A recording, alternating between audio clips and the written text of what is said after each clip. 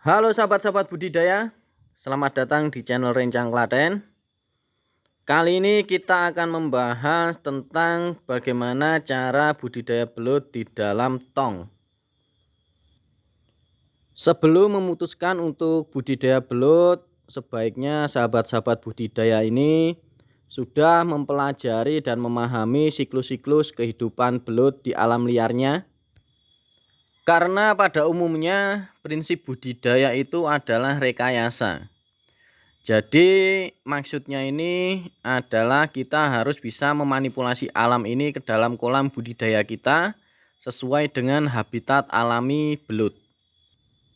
Setelah mempelajari itu, kita tinggal menerapkannya di dalam kolam budidaya kita.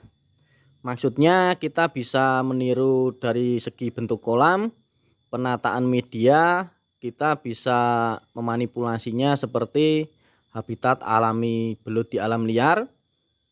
Untuk penataan medianya ini saya sarankan untuk memakai sekat di antara dua habitat.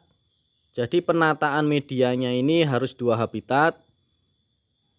Karena survei membuktikan bahwa rata-rata pembudidaya belut di Indonesia ini memakai satu habitat. Ya, ini kolam itu mereka isi dengan full lumpur dan nanti tergenang air. Kalau seperti itu keadaannya, nanti yang terjadi belut akan menjadi kembung karena tidak ada bagian kering sama sekali. Padahal di alam liarnya ini belut hidup di antara dua habitat, yaitu habitat air dan habitat lumpur yang kering pasti juga ada di alam liarnya ini. Dan untuk lumpur yang kita gunakan ini tidak harus memakai lumpur sawah. Kita juga bisa memakai lumpur dari sungai maupun dari perkebunan. Yang penting tekstur tanahnya itu nanti ketika menjadi lumpur itu tidak terlalu lembek. Karena di habitat alaminya ini belut tidak hanya hidup di sawah ya teman-teman. Tetapi belut juga hidup di sungai-sungai dan rawa-rawa. Jadi kita tidak harus memakai lumpur sawah. Dan untuk masalah fermentasi, saya menyarankan dalam budidaya belut ini kita harus meminimalisirkan fermentasi dalam budidaya belut. Karena sekali lagi fermentasi ini akan banyak sekali menghasilkan gas amonia yang akan bersifat racun untuk si belutnya nanti. Dan perlu diperhatikan juga, selain meminimalisirkan fermentasi, kita juga harus menerapkan metode biologi keluar atau perang biologi, di mana peran bakteri ini sangat penting dalam budidaya belut. Peran bakteri yang kita butuhkan adalah bakteri yang bisa mengurai amonia ini di dalam kolam. Itu menjadi sesuatu yang dibutuhkan untuk si belut. Nanti akan menjadi limbah positif. Dan saya juga memproduksi probiotik tersebut. Jika sahabat-sahabat budidaya ingin menerapkan metode biologi terroir tadi dengan probiotik yang saya produksi, bisa tulis di komentar, nanti akan saya kasih nomor WhatsApp-nya. Karena selain kita memanipulasi alam ke dalam kolam budidaya belut kita, maksudnya kita memanipulasi bentuknya ya, kita juga harus bisa memanipulasi kandungan apa saja yang berada di dalam lumpur, di dalam airnya ini ke dalam kolam budidaya kita. Jadi peran bakteri ini sangat inti di dalam budidaya belut.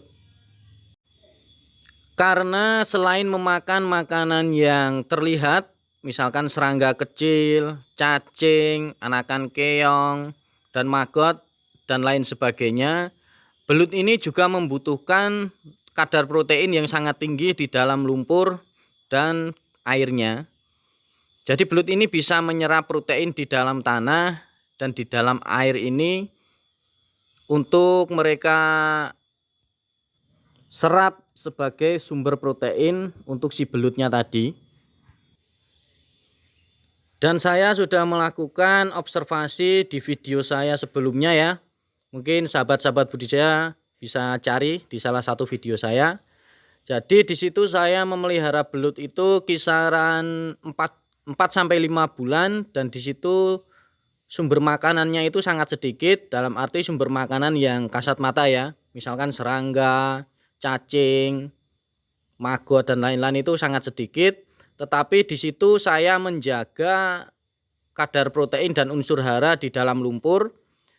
Dan setelah saya bongkar itu tidak ada satu belut pun yang dalam keadaan kurus, semua belut dalam keadaan gemuk. Itu artinya belut juga membutuhkan unsur hara dan protein di dalam lumpur itu atau di dalam tanah. Sehingga peran probiotik ini sangat inti dalam budidaya belut. Mungkin pada umumnya untuk di Indonesia ini kalau mau budidaya belut pasti banyak yang memilih probiotik itu M4 ya. Kalau untuk M4 ini yang ada hanya bakteri Lactobacillus. Lactobacillus ini lebih cenderung ke pencernaan. Jadi untuk melancarkan pencernaan dan mendorong nafsu makan untuk si belut. Tetapi dalam budidaya belut ini selain kita juga memperhatikan pola makan belut dan makanannya ini, kita juga harus bisa memikirkan tentang unsur hara, protein, dan bagaimana caranya untuk menetralkan amonia dan membuang amonia. Karena setiap hari ini belut mengeluarkan feses, itu artinya semakin hari ini kolam akan menjadi semakin ekstrim dari pH, tingkat keasaman, dan kadar amonianya. Dan semua masalah itu tidak bisa kita selesaikan dengan hanya bakteri Lactobacillus yang ada di dalam M4 perikanan. Untuk itu saya memproduksi satu probiotik yang bisa menjadi solusi terhadap budidaya belut ini. Dan untuk yang mau kerjasama tentang ketersediaan probiotik dalam budidaya belut ini, silahkan komen di YouTube saya ini, nanti saya akan kasih nomor WhatsApp. Saya akan membantu ketersediaan probiotiknya, tapi dengan catatan bentuk kolam dan materi-materi dalam budidaya ini harus seperti apa yang saya sampaikan. Harus 2 habitat, penataan media dari bentuk kolam harus sesuai dengan teori saya ini. Dan untuk sahabat-sahabat budidaya, khususnya yang ingin terjun dalam dunia budidaya belut ini, saya sarankan jangan terburu-buru untuk membeli bibitnya. Pelajari dulu dasar-dasar dalam budidaya belut, dimulai dari kehidupan belut di alam liarnya ini seperti apa, lalu siklus kehidupan belut itu seperti apa, dan kandungan-kandungan apa saja yang terdapat di dalam alam liarnya ini, apa yang dibutuhkan di dalam alam liarnya ini, lalu makanan alami apa saja yang terdapat di alam liar belut ini. Dan sekian dulu video dari saya untuk sahabat-sahabat budidaya. Semoga bermanfaat, semoga bisa menjadi referensi bagi kita untuk terjun ke dalam dunia budidaya belut. Dan sekali lagi yang mau kerjasama tentang ketersediaan probiotik dalam budidaya belut, silahkan japri saya. Akhir salam, assalamualaikum warahmatullahi wabarakatuh.